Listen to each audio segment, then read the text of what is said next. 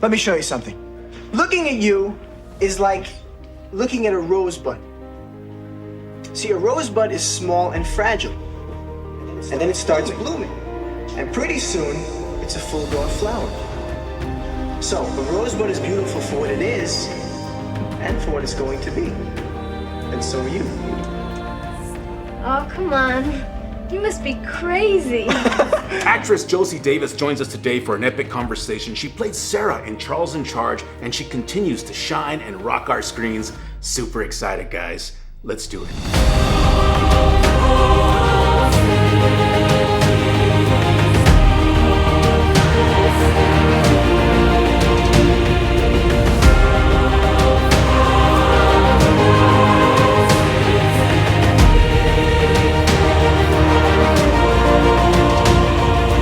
Miss Josie, thank you so much for being here. I really appreciate it. It's an absolute honor. Charles in Charge, I mean, as far as sitcoms go, it's my favorite show of all time, always will be. I mean, it just had so much heart. All of you were fantastic. I mean, there wasn't one bad actor in that show. I felt that the timing that y'all had together, I mean, there's just so much heart, you know? And I love it. I love it so much. My first question to you is, was this your first gig? How did you get involved? My first entry into entertainment was I was doing commercials. And gosh, by the time I auditioned for Charles in Charge, I had 3 national commercials running, and I was 12, and I had to do 11 auditions for the show. So I did 1 audition and 10 callbacks. That would never be done today. That's way too many. But I know that they also felt like they were really trying to vet the actors and make sure that they were, because this was not just like a pilot. This was a series it was going straight to series. Big deal. So they wanted to make sure, and I'd never done any acting. I'd only done commercials. So they felt like, oh my God, this is the one we like the best, but she's also never done a show before. It was quite an arduous process. The Powell family, I mean, all of you were introduced in season 2. Season 1, we had the Pembrokes. I mean, do you know why they decided to switch up the families? I think just maybe it didn't get picked up or something. Or I don't know, actually. If that is the case, then I think it was probably Al Burton, the executive producer's wise idea to then say, I love this show. Why don't we just start out in syndication? Technically, our show, we were the first season. Gotcha. And for you personally, I mean, was it a special time? Yes, of course, it was a very special time. That's awesome. Well, as far as the character of Sarah, I mean, she inspired me so much. You inspired me. You know, growing up, we all have our TV movie crushes or whatever. And for me, Sarah was just a little more than that. I always used to say that she was my TV unicorn because, you know, she was the one character that always stood out to me because, you know, it's like she was very passionate. She knew what she believed in, and she was always trying to do the right thing. She was very vocal about it, and that's what inspired me because I was very shy. I mean, there were very few people in my world, you know, who knew exactly what I was thinking and why. So, I admired her for that. As far as the character that we see on screen, I mean, was that the way it was written?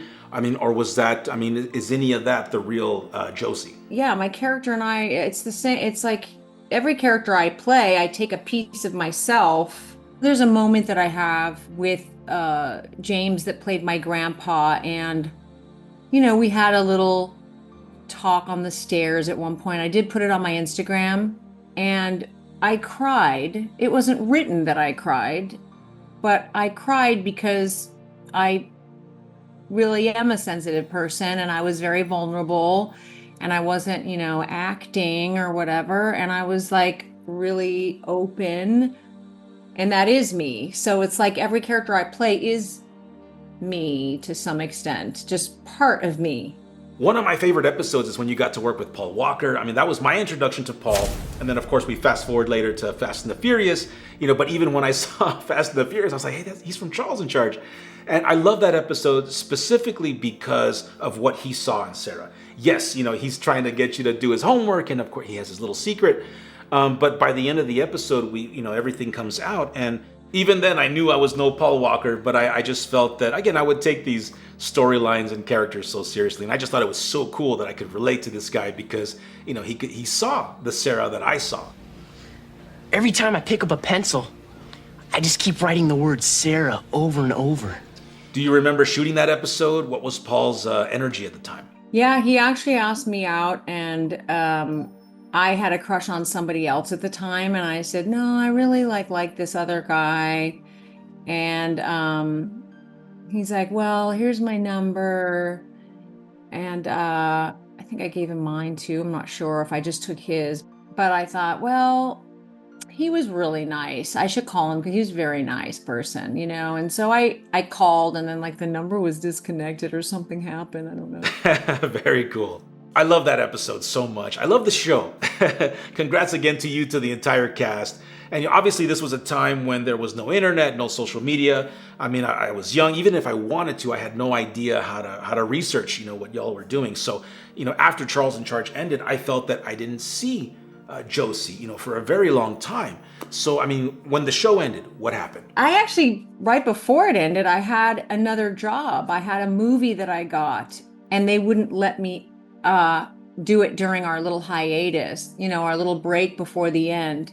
I wanted so badly to break out of that because that's not, they wouldn't let me really grow. They wouldn't let me take my hair down really that often. They wouldn't let me wear makeup as opposed to I barely wore anything at all. They wouldn't let me because I was changing as a human being in real life and learning how to dress and stuff. And they made me wear clown outfits. I mean, it was so ridiculous because they were trying so hard to make Jamie look different and me look different. They took makeup off of her, and then, just to try to make her keep her younger like me. And they were trying to keep us really younger, little teenagers. And I just was like, this is horrible. I can't wait to get off this show.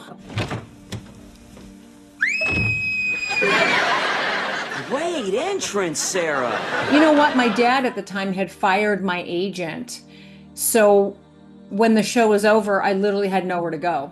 So then I just went to school, and I'm trying to think, I just didn't even do any acting. I didn't know what the hell to do. Honestly, my parents didn't know what to do. And then finally, at some point, my mom said, here, call this number and try and get an agent. Tell them that you need an agent. And they said, is this really you? You're calling? How do you not have an agent? Oh my God, I represent Alicia Silverstone, and I'm a huge fan of yours.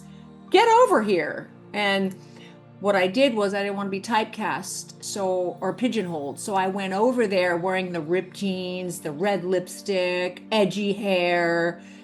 I really went sexed up so that I could break out of that. And they didn't like that. They just wanted the same thing they'd always seen, and they didn't like that at all. They thought I was dressed in a very disrespectful way as a teenager to be wearing ripped jeans. And this one lady, I convinced her that she should sign me, and she did. And then she's like, I'm just going to put you on a soap opera. And so I did Young and the Restless. I did, 84 episodes, and I was ready to slip my wrists. But I hadn't seen you for a very long time, but it was also because, me growing up in my world, I didn't always get to see everything when it first, came out. Even with Charles in Charge, I knew I wasn't watching the episodes in order. I would just see them at random, or, whether they were reruns. So I didn't see you again till the late 90s, maybe even early 2000s. And I saw you on Mortal Kombat Conquest. You played Perone. I didn't even know that was you. I didn't see that show when it first came out. But I was a big martial arts fan, so I was just watching everything martial arts, that I could. And so, my first reaction, as a guy, respectfully, I was like, wow, that's a pretty girl. And then, of course, you die at the end, and I thought, oh man, they should have kept her on a little bit. And that was, again, I had no idea that was you. Then COVID happens, and we're all at home binging movies and shows. And I was working on my own indie at the time, and of course I had to stop. And I just thought, well, you know what? I'm just going to soak up everything that I can. Maybe I'll get some new ideas when we start, when things open up. And so I was watching every action, every thriller that I could. And I came across Dirty Teacher on Lifetime. And and again, I know you had shot that before, but I didn't see it until COVID. So when I see the name Josie Davis, I'm like, wow, is that the Josie Davis?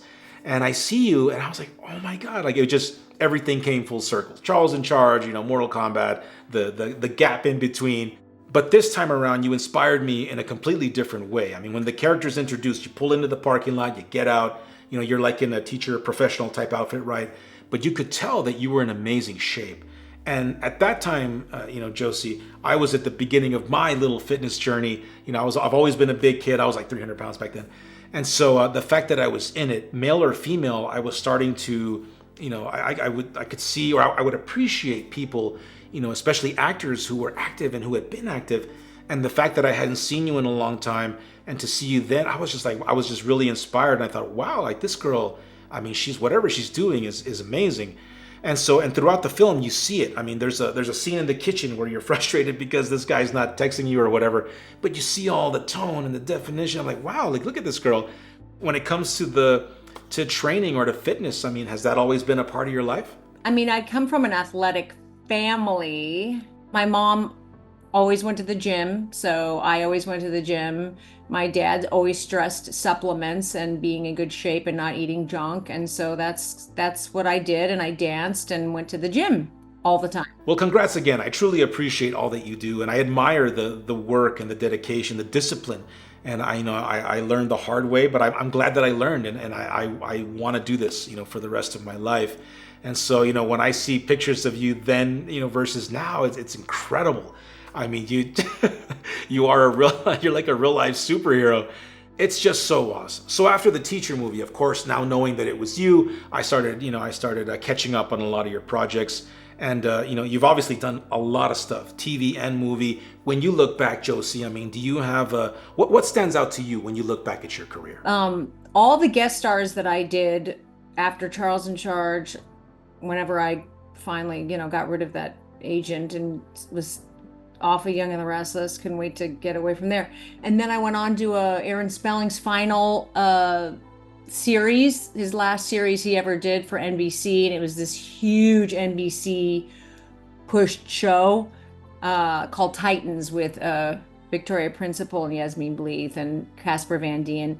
That was amazing, when there's a huge budget like that, and the press that we got, and it was just awesome. I mean, that was wonderful. Nick Cage cast me in his directorial debut called Sonny, Sonny, opposite James Franco. And that was to have that character arc starting out very light and kind of Southern and flirty to turn into this like charming, sexy, and then super crazy emotional, place they were really, really, really impressed by that. And it was amazing to do this one scene with Franco in the bed, and he never cut. So there's no editing. You see my performance. You can only see what kind of actor I am if there's no editing. And that's when I shine. And I just had my favorite role to date. It's with Black China. It's a true story about Trump pardoning Bevelyn Beatty Williams. And I just thought it was such an incredible role for me and very challenging. The dialogue was from the actual court transcripts. So it was extremely difficult and wordy. And what I loved about that is they left a lot of my moments that I had in. And like I said, the less editing for me is better. And to even know what I was saying, I mean, it was just tremendously difficult. I loved that. That was so much fun and such a challenge. It was such a home run for me to do.